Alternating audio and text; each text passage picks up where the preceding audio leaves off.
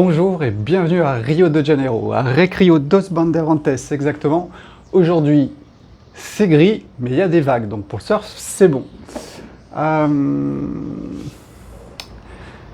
Je suis Sébastien Lièvre, je suis naturopathe. Oui, je me présente un petit peu pour ceux qui ne me connaissent pas. Je suis naturopathe depuis une vingtaine d'années maintenant. Et j'étudie le yin et le yang, le taoïsme, depuis au moins 30 ans. Hein. Ça a commencé à peu près vers l'âge de, je sais pas, 23, 24 ans. Après des excès aussi bien d'alimentation traditionnelle, en boîte. Je suis passé aux excès de l'alimentation vivante avec toutes ces expériences. Et puis, la vie m'a fait rencontrer ces notions de yin et de yang et d'équilibre qui permettent de comprendre vraiment beaucoup de choses. Et c'est ce que j'essaye de partager avec vous tout au long de ces vidéos. Donc, c'est une sharing class aujourd'hui et non une masterclass.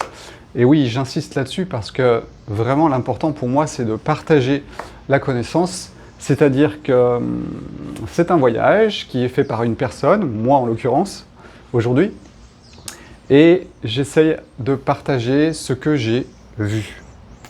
Et le temple bouddhiste dont je fais partie à Recreio dos Bandeirantes, à Gente da Praia, vous accueille pour des formations aussi, mais vous avez toutes ces vidéos qui vous sont données gratuitement et qui vous permettent déjà d'avoir un cheminement par rapport à tout ce qui se passe autour de vous et qui, bien sûr, aura un impact aussi en vous. Aujourd'hui, on va parler du design humain. Alors, j'en ai pas parlé jusqu'à présent et il y avait une raison pour cela, ou je sais pas, c'était pas mentalisé, mais en attendant, ça arrive aujourd'hui.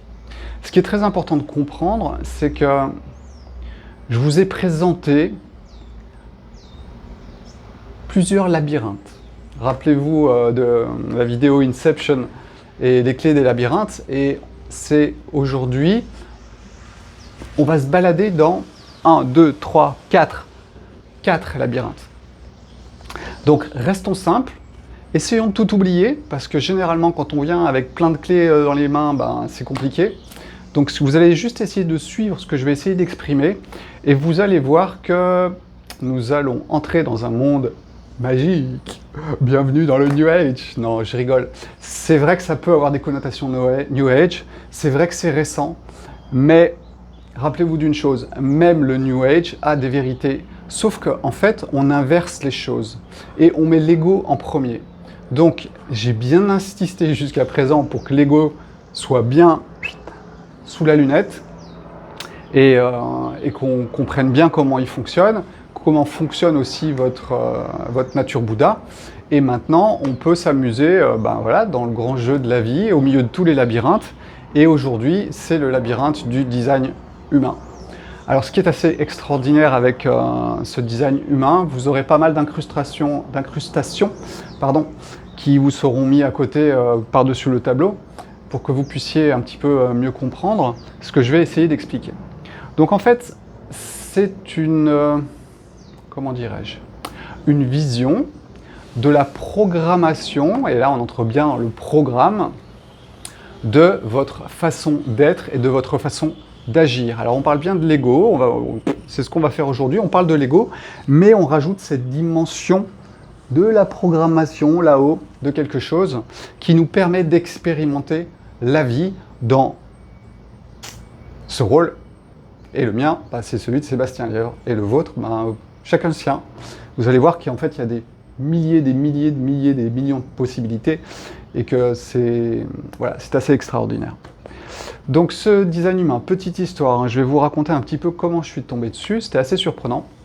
Quand je suis arrivé à Vannes, il y a, pas que ça fait un peu plus de 10 ans maintenant, peut-être 12 ans, eh bien voilà, je cherchais un cabinet pour m'installer en tant que naturopathe lors de mon déménagement. Et j'ai envoyé quelque part des petits mails à différentes personnes, savoir s'ils n'avaient pas une place dans leur cabinet. Et je suis tombé sur la plus vieille ostéopathe, la plus âgée ostéopathe de Vannes, qui attendait tranquillement qu'une personne se présente et que ce soit la bonne personne. Et ce qui était très drôle, c'est qu'en fait, elle avait étudié le design humain, et il n'était qu'à l'époque une dizaine en France à le pratiquer et à le partager. Et donc, j'ai mis un petit peu le nez dedans, c'était intéressant, je trouvais ça rigolo. Et puis, voilà, j'y suis revenu quand même 5 ou 6 ans plus tard, après être passé vraiment par, je dirais, une compréhension de ce qui m'animait moi, et de comment mon ego fonctionnait. Et franchement, c'est quand même quelque chose d'assez fort. Donc, cela regroupe 4 labyrinthes. Le Yi-King. Donc le Yi-King, hein, c'est le livre des transformations. C'est comment on peut associer 6 formes comme ça, yin, yang, ensemble, et avoir 64 possibilités. On va retrouver l'arbre de vie aussi, hein, l'arbre des séphirotes, sauf que vous verrez, il y a un centre en moins. Attention, c'est comme d'habitude, hein, on voit ce que l'on veut bien voir, et on a certaines façons de voir les choses, et je vous rappelle qu'en fonction de ce que l'on veut voir, on peut voir 7, on peut voir 9, on peut voir 12, on peut voir 64, il y a plein de possibilités. Donc, n'essayez pas de trop calculer, prenez juste ce qui vous est donné, et vous verrez que c'est intéressant. On intègre aussi l'astrologie, puisqu'en fait, on sait que les astres nous envoient des informations qui vont quelque part donner des couleurs à notre costume. Et puis bien sûr, on intègre aussi les vortex d'énergie, hein, qui correspondent aux glandes endocrines. Alors là, on va parler de 9 centres. Généralement, on en parle de 7, hein, d'habitude quand on parle de ces centres d'énergie, de ces roues d'énergie qu'on appelle aussi chakras. Et voilà, avec ces 4-là, on va créer l'image de ce que vous êtes. Et franchement, vous allez voir, c'est assez surprenant. On va commencer par le plus fort, parce que les autres, on les connaît bien, mais le Yi-King, peut-être, vous ne le connaissez pas très bien. Donc, je reprends. Ça remonte vraiment, là, on est le livre des transformations, ça remonte à 1000 ans avant Jésus-Christ au niveau de son écriture. Mais quand on remonte à 3000 ans avant Jésus-Christ, on retombe sur Fouyi. Je vous en ai déjà parlé. Ce sont les 8 octants. Alors, yin et yang, on peut les matérialiser par une barre continue ou une barre avec un petit vide au milieu. Un est yang, c'est celui qui est plein, et celui qui est vide, c'est celui qui a le petit creux au milieu. Eh bien, Fouyi, il en prend 3, 1, 2, 3, et il trouve qu'il y a 8 permutations. Et déjà, quand il regarde le monde autour de lui, il se dit que, à travers ces 8 permutations, il arrive à voir le monde. Eh bien, quand on développe Fouyi, on se retrouve avec 3 en haut, 3 en bas, et on peut avoir 64 possibilités. Là où tout devient magique, si j'ai appelé mon site internet à Vida et Magica, c'est qu'il y a vraiment une raison. C'est que derrière cette magie, il y a une mathématique qui est vraiment parfaite. 64 hexagrammes. Savez-vous combien il y a de codons dans votre ADN? Eh bien, il y en a 64.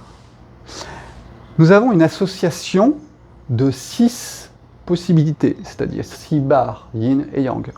Eh bien, dans votre ADN, dans vos codons, c'est une association aussi de 6 acides aminés essentiels. Voyez comme votre ADN est programmé d'une certaine façon. Et c'est basé sur 64. Et sur l'association des 6. Et du coup, le Yi-King, ça commence à être intéressant. Il ressemblerait un petit peu à ce codage, hein, en sachant que le Yi-King, c'est toutes les façons de vivre la vie.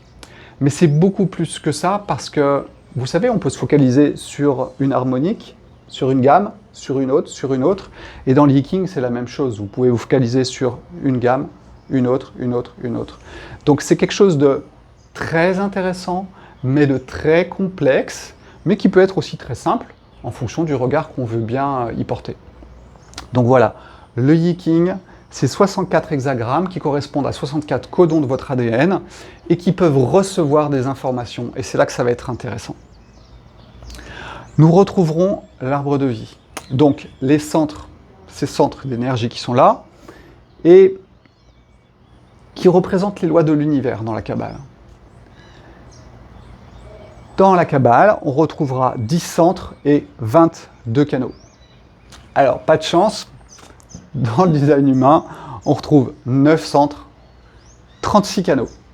Alors, ne cherchons pas qui a raison, qui a tort, on s'en fiche. Prenons juste ce qui est donné et ensuite on vérifie. Parce que le plus intéressant, c'est quand même de vérifier les choses et de ne pas gober tout ce qu'on nous raconte en permanence. Donc je vous conseille vraiment de vérifier tout ce qu'on vous raconte. Alors quand je vous parle du yin et du yang, c'est super simple à vérifier. Et là, vous pouvez vraiment voir plein de choses. Dès que vous mangez un petit peu acide, vous pouvez avoir les paupières qui sautent. Voilà, c'est un muscle qui saute, c'est flagrant et c'est mathématique. Quand c'est plus complexe, ça devient déjà beaucoup plus compliqué à vraiment bien voir et à pouvoir vraiment l'intégrer dans sa vie. Donc, on va partir sur le principe que, ok, dans le design humain, on est sur 9 centres, 36 canaux. En sachant que ce que l'on raconte dans le design humain, c'est qu'au départ, il y a très longtemps, Cro-Magnon, on était un être humain à 5 centres, puis on est passé à 7 et maintenant nous sommes à 9. Alors on a rajouté de la complexité, on a rajouté des couleurs, mais si on regarde bien, c'est vrai que l'homme de Cro-Magnon, il vivait d'une façon très simple, mais très basique. Ensuite, il y a eu l'homme un petit peu plus évolué quand même, qui a mentalisé beaucoup plus les choses. Et on arrive aujourd'hui à un homme qui intègre vraiment de plus en plus tout ce qui se passe autour de lui. Alors, yin-yang, est-ce que l'on est à une période où l'hypermatérialité nous pousse, et à sa face opposée, qui est cette hyper-expansion aussi par rapport à tout ça? Je ne sais pas, peut-être. Yiking, arbre de vie, astrologie. Et oui, l'astrologie, ça va rajouter quelque chose aussi. Les vortex, ça on en a parlé. Voilà, on a fait un petit peu le tour de ce que va réunir le design humain. Alors ce qui est assez surprenant, voilà, c'est juste de réunir toutes ces choses ensemble et ensuite de jeter un coup d'œil à ce que ça peut donner au niveau d'une cartographie d'une personne. Franchement, si vous vous connaissez bien, vous serez surpris de ce que nous allons trouver comme résultat. Pour bien comprendre le design humain, on va retomber sur du yin et sur du yang. C'est-à-dire que votre design, la façon dont vous avez été créé, eh bien en fait, elle a deux faces.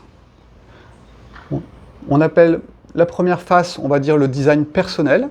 C'est celui que vous manifestez à l'extérieur. Et puis l'autre côté, c'est vraiment le design profond, qui est plus relié, je dirais, aux transmissions d'ADN, à ce qui est vraiment profond à l'intérieur de vous. Ces deux images mises ensemble vont vous donner le schéma. Ce schéma, si on regarde bien, voilà, c'est un cercle. Et nous avons positionné, bien sûr, les planètes avec le zodiaque, parce que ça je ne vous l'ai pas dit avant, mais effectivement il y a le zodiaque. Et puis nous avons associé à chaque centre d'énergie des portes qui correspondent aux 64 hexagrammes. Donc il y a 64 portes qui correspondent aux 64 hexagrammes. Et en fait ce qu'il faut comprendre, c'est imaginer qu'en fait cette porte est un petit trou. Et que si la planète transite et passe dans le petit trou, pouf, ça l'allume. Eh bien, c'est un petit peu comme ça que cela fonctionne. Si vous regardez les centres d'énergie, vous verrez qu'ils comportent des portes. Ces portes correspondent aux hexagrammes de Yiking. Et puis, quand une planète passe devant cette porte, ça l'illumine. Et puis, il y a des canaux qui relient un centre à un autre, comme dans l'arbre de vie. Et en fait, pour que ce canal devienne vraiment actif, fortement actif, il faut que les deux portes soient allumées. C'est comme si les informations avaient été envoyées et que du coup le pont est créé. Et donc ça crée un canal. Alors on va parler de canal activé, et ça c'est vraiment une façon très importante de manifester sa vie. Alors vous seriez très surpris de connaître les canaux de Pascal, de Nicolas, ou alors les miens. Et vu que vous nous connaissez petit à petit de mieux en mieux, je peux vous dire que vous allez tomber sur exactement normalement ce que vous avez pu ressentir.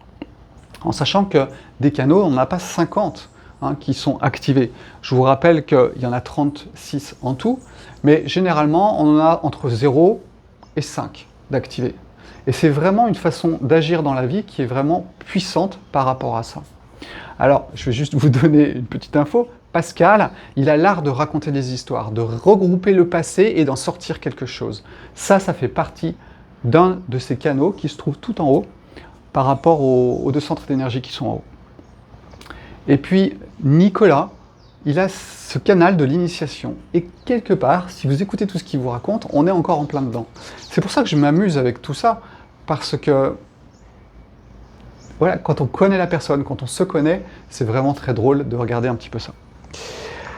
Donc, je répète, ces canaux, ces centres d'énergie ont des portes. Ces portes correspondent à un petit trou quelque part, et hop, la planète passe devant, l'illumine. Ça crée des canaux, et du coup, un centre peut être relié à un autre. Et ça veut dire qu'il y a une énergie qui passe très facilement avec un pont d'un centre à un autre. Et c'est ce que vous verrez dans les images du design que je vous mets, c'est que tout simplement, ces centres sont activés quand un canal les réunit. Alors cette activation, vous verrez, elle est en couleur. On s'en fiche de la couleur, ça n'a pas d'importance, c'est juste pour faire joli, je pense.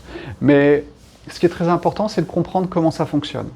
Quand un canal est activé, ou du moins quand un centre, pardon, est activé, eh bien, tout simplement, vous avez une façon bien définie de vivre ce à quoi il est rattaché. Si on prend par exemple celui qui est complètement à gauche, nous avons la rate, c'est tout ce qui représente la survie. C'est tout ce qui représente les peurs aussi primaires. Et quand ce canal, quand ce centre est activé, eh bien en fait, vous avez une façon bien définie d'avoir peur, d'avoir votre système de survie qui se met en route. Donc c'est une bonne chose, mais dans tout ce que je vais vous raconter, il n'y a ni de bonne ni de mauvaise chose. C'est juste une façon de comprendre comment le mécanisme fonctionne. Et puis si votre centre de la rate, il n'est pas défini, eh bien, ce que vous allez vivre, c'est un champ d'expérience.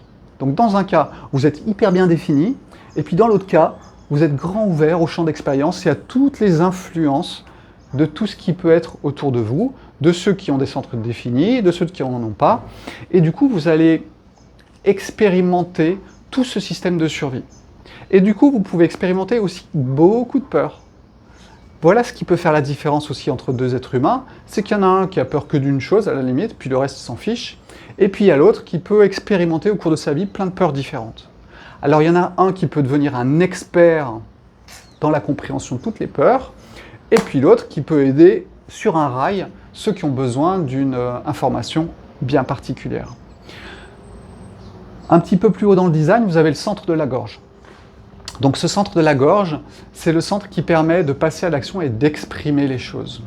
Alors, ce qui est très drôle, c'est que quand le centre de la gorge est défini, eh bien, vous avez une façon quand même relativement bien définie d'exprimer les choses.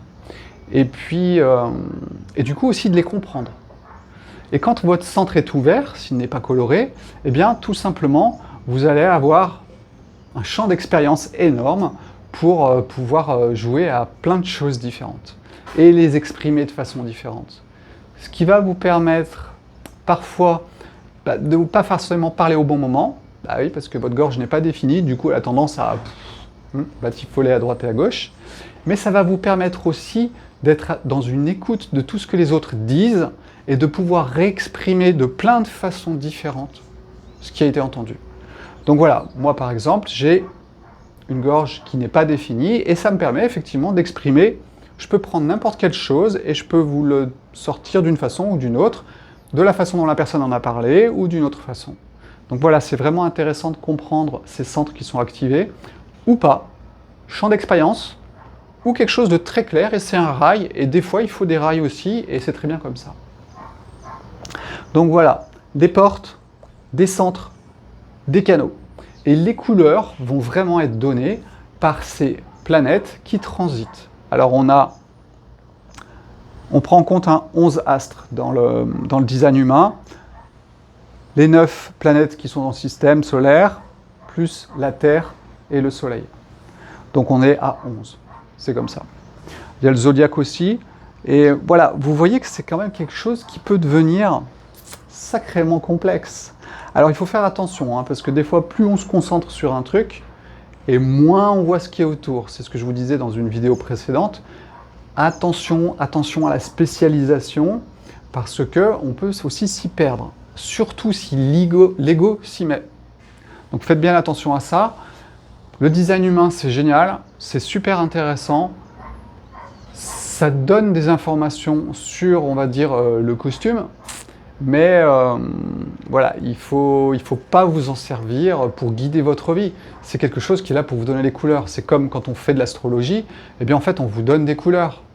Mais comment ça va être utilisé? Ça c'est la vie et le jeu de la vie qui le fait en permanence. Et on ne peut pas prévoir, prédire. Non, il y a une façon, il y a des canaux définis qui normalement vous donnent une action bien particulière. Et si vous arrivez à vivre votre vie avec un minimum, je dirais, d'ego qui est enfermé, et bien en fait, voilà, vous avez toutes les couleurs de la vie et ça reste quand même quelque chose d'assez extraordinaire à vivre.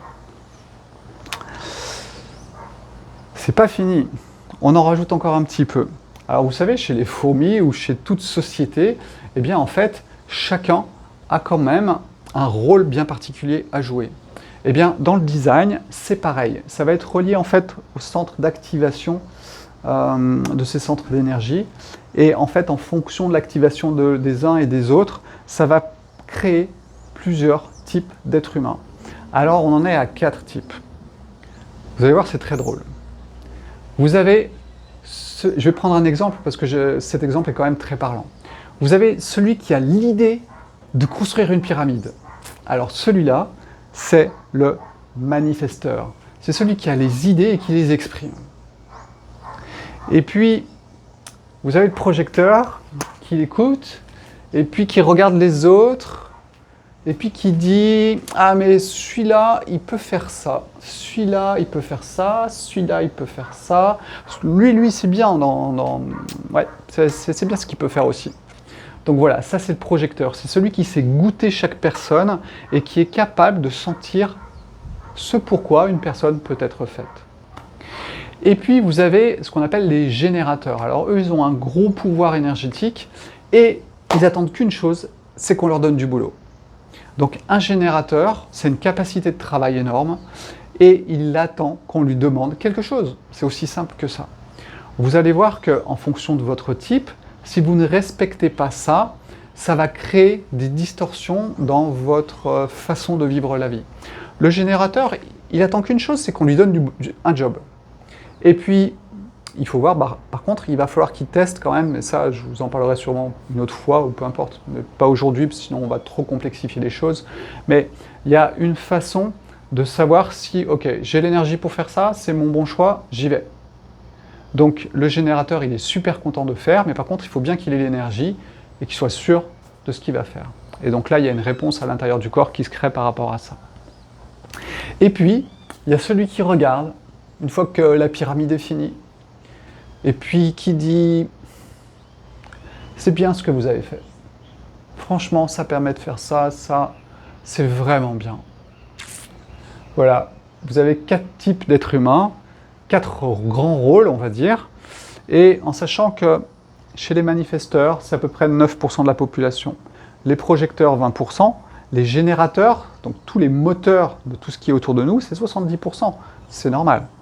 Et les réflecteurs, ceux qui observent les choses, ce ne sont que 1% de la population. Alors chacun a une façon vraiment particulière d'agir aussi, et ça c'est vraiment intéressant, et quand vous vous connaissez bien, franchement vous allez quasiment retomber sur vos pattes. Donc voilà, comment on le fait? Le Yiking, l'arbre de vie, l'astrologie, les vortex d'énergie, les portes, les canaux qui les relient.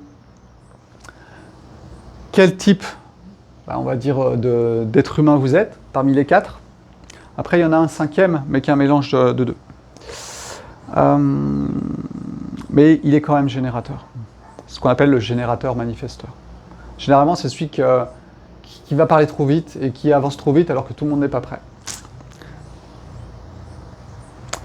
Ensuite, et pour terminer, nous avons 12 costumes. C'est-à-dire que, ok, je suis générateur, mais comment je vais le réaliser? De quelle façon je vais mettre en place les choses. Et là, ça va vous donner un cadre par rapport à, je dirais, votre façon, votre rapport à la vie. Est-ce que vous apprenez les choses, comment vous fonctionnez, vous êtes au contact des autres? Voilà, c'est vraiment plus un côté en rapport avec la société.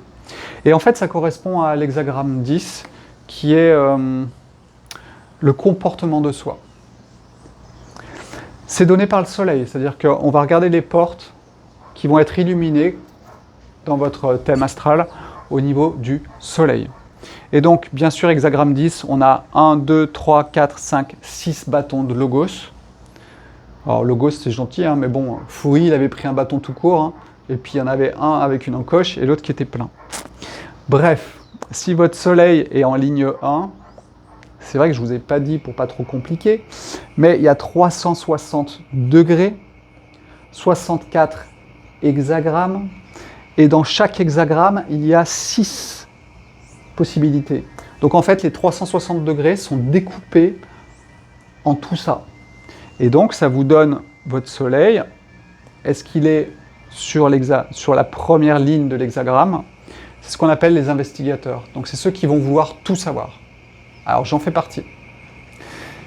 L'histoire, c'est que plus j'en sais, plus je... Quelque part... Alors le défaut, ça peut être de vouloir contrôler sa vie, parce que justement, plus on en sait, plus on est rassuré, hein, c'est toujours le même problème. Mais c'est surtout celui aussi qui va pouvoir réunir suffisamment d'informations pour ensuite pouvoir les transmettre aux autres. Vous avez la ligne 2, ça c'est l'ermite. Donc ça, c'est celui qui a un énorme potentiel, une énorme qualité, qui le sait plus ou moins. Généralement, ça va venir au cours de la vie, et qui aime bien être dans sa grotte. Hein. Il regarde tout ce qui se passe dehors, il attend qu'on vienne le chercher, et à ce moment-là, il va se mélanger aux autres. Mais généralement, il reste vraiment dans sa grotte. Vous avez le martyr. Alors là, on est sur les 3 premiers niveaux. C'est vraiment quelque chose qui est beaucoup plus personnel. Vous avez le martyr. Alors lui, c'est celui qui va apprendre grâce à l'expérience. En clair, c'est se prendre des portes régulièrement pour en tirer quelque chose et ensuite pouvoir le transmettre. Donc le martyr, le nom est bien choisi, mais c'est pas une vie facile, d'accord? C'est pas une vie facile. Mais ce sont des personnes qui ont une expérience très variée, qui ont des capacités à se remettre aussi des essais et des erreurs, qui est assez exceptionnelle. J'ai vécu avec un martyr. 4, opportuniste. Alors l'opportuniste, là on passe dans un côté un peu plus d'échange sociétal. L'opportuniste, c'est celui qui a un réseau autour de lui. C'est celui qui passe d'une personne à une autre. Ça, c'est Pascal. Pascal, c'est l'opportuniste. 5, c'est l'hérétique. Alors 5, c'est celui que l'on va appeler quand tout va mal. Parce qu'il a des solutions. Et puis surtout, il a tendance à projeter quelque chose autour de lui qui est exactement ce que les autres veulent voir. Donc en fait, le 5, c'est le caméléon 100%. Vous avez Sébastien, qui est 5. Alors, vous avez en fait 2 chiffres qui vont donner pour le costume. Moi, par exemple, je suis 5-1. Vous avez la codification du design et de votre personnalité. Donc ça veut dire que je suis investigateur, je cherche, je cogite, hein, j'essaie de comprendre. Et puis aussi, je suis le caméléon, c'est celui qui va se fondre en fonction des besoins de l'un ou de l'autre et qui va répondre à l'attente de l'autre. Pourquoi hérétique? Parce que si je ne réponds pas à la demande, on brûle. Donc je peux vous dire qu'avant de vous engager dans quelque chose, il faut être bien sûr d'avoir tout bien intégré pour quelqu'un comme moi qui est 5-1. Et ensuite, vous avez le rôle modèle. Alors celui-là est un peu particulier, c'est celui vraiment qui va être sur le toit et qui ensuite redescendra parmi les autres pour être le rôle modèle. Celui-là est vraiment particulier parce qu'il passe du niveau 1 au niveau 3 et au niveau 6. C'est-à-dire qu'il va commencer surtout par les essais et les erreurs. Ensuite, il va retourner un petit peu tranquille, c'est en fonction des périodes de la vie. Il va retourner un peu tranquille chez lui et pour intégrer tous ces essais et ces erreurs. Et ensuite, il retournera dans le monde en tant que rôle modèle. Donc voilà, ces 12 costumes, ils sont intéressants. Les 4 types d'êtres humains, c'est intéressant aussi pour savoir comment vous fonctionnez. les centres qui sont définis ou pas, ça permet de comprendre pourquoi vous expérimentez autant la peur ou pourquoi les émotions chez vous, elles font des vagues. Il y a un centre émotionnel du plexus qui est à droite là-bas. Et toutes les couleurs qui sont données par les planètes. Et tout ça, ça vous donne le design humain. C'est d'une grande complexité, mais prenons-le aussi comme une grande simplicité. Et vous savez que je fonctionne quand même beaucoup avec les simplicités, et c'est vraiment vers ça à chaque fois que je vous emmène quand je vais vous parler du design humain, une fois qu'on a bien posé les choses. D'accord ? Mais voilà, je reste à votre disposition pour faire votre design humain si vous en avez envie. Ça me prend environ 1h30 pour le faire, et puis on en discute à peu près pendant 1 heure. Voilà, je vous laisse me contacter si vous voulez voir un petit peu ce système-là.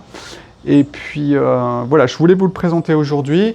Ça vient vraiment après tout le reste. Je dirais que le plus important, c'est vraiment déjà presque des fois d'oublier qui on est. Alors quand je dis oublier, c'est juste que l'ego accepte de disparaître pour mieux réintégrer ce qu'il est. D'accord ? C'est plus ne pas avoir d'ego, puisque avoir un ego, c'est aussi vivre la vie d'une certaine façon, avec une certaine vitesse, avec certaines couleurs, et c'est ça qui est extraordinaire. Et ce design humain, voilà, il vous permet un petit peu d'avoir quelques clés par rapport à ça, en sachant que voilà, c'est comme l'astrologie, tous les jours les planètes, elles bougent autour de nous. Donc du coup, ça vous influence aussi au niveau de vos centres, plus ou moins actifs en fonction des jours. Ce qui est très amusant, c'est de faire le design de 2 personnes. Parce que là, ça devient assez extraordinaire, puisque du coup, vous mélangez vos 2 énergies et on superpose les 2 designs.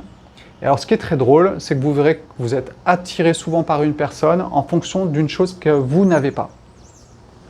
Admettons que dans un centre, vous avez une porte qui est activée et que vous rencontrez l'autre personne qui permet d'activer le canal et donc les 2 centres, eh bien, vous vous rendrez compte qu'avec cette personne-là, vous vous sentez mieux, vous pouvez exprimer vos émotions. Parce que votre centre des émotions, il n'est pas défini, et que du coup, quand vous rencontrez cette personne, ça le définit et ça vous permet de l'exprimer. Vous êtes énormément attiré par une personne, vous verrez que souvent, il y a beaucoup de pôles magnétiques qui se mettent en route, en place, et clac, ça crée quelque chose. Voilà, c'est très intéressant, c'est très drôle. Je me souviens de mon fils qui, à 12 ans, m'avait dit « Papa, tu veux pas me faire le design humain de cette fille ?» Voilà. On avait beaucoup ri. Ça n'a pas duré très longtemps. Mais voilà, il s'y était intéressé, il avait essayé d'y grappiller quelque chose. Monde est magique. 64 hexagrammes, 64 codons, 6 associations d'acides aminés, 6 bâtons de logos. Tout ça, c'est pas du hasard. Donc voilà, je vous invite à me contacter si vous voulez en savoir un petit peu plus sur le design humain.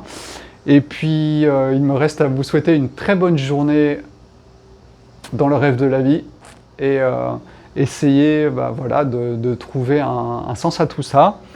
Et tant que c'est pas votre ego qui s'en mêle et qui s'en mêle les pinceaux aussi. Voilà, c'est une forme très intéressante de voir les choses. Je vous souhaite une bonne journée, à bientôt, ciao ciao.